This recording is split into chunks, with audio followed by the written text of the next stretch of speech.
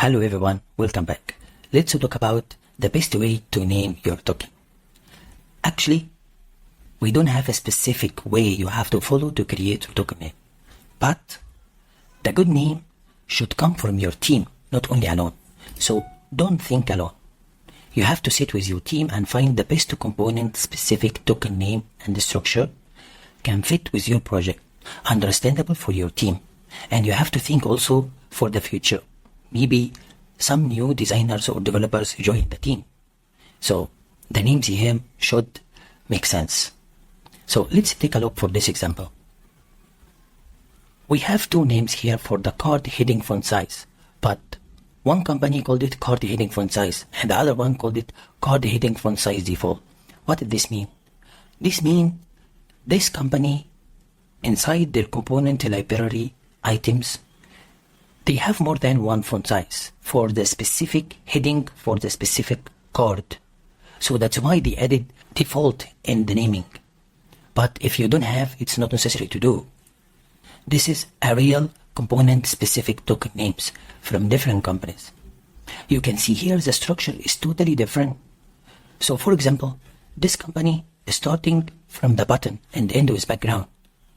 But this company is starting with the background. So background, button, primary, hover, for example. And this is button, color, primary, hover, background. So this is correct and this is correct because based on each company design system structure, they have their own structure. That's why they feel, the whole team feel, okay, this is a good structure for our name we have to follow. Okay, and so on.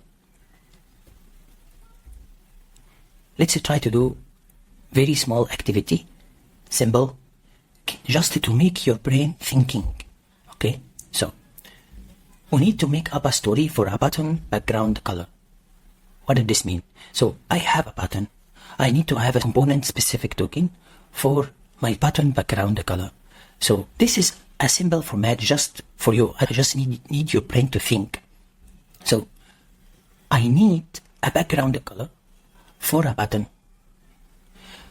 This button has the primary rule. That means maybe in the future I change this one because I have primary, secondary and so on. So this button has the primary rule and I need it in all states: default, active, hover, focus, disable. So in this case, maybe the component specific token can be button primary default background color. So I need you to try this. Try to write a story for a button. Follow this structure just for you to practice. But try to do not for background color. I need you to do for also button text color, button corner radius, button width, button height. Do it and share with me what you get. Okay? That's it. See you again.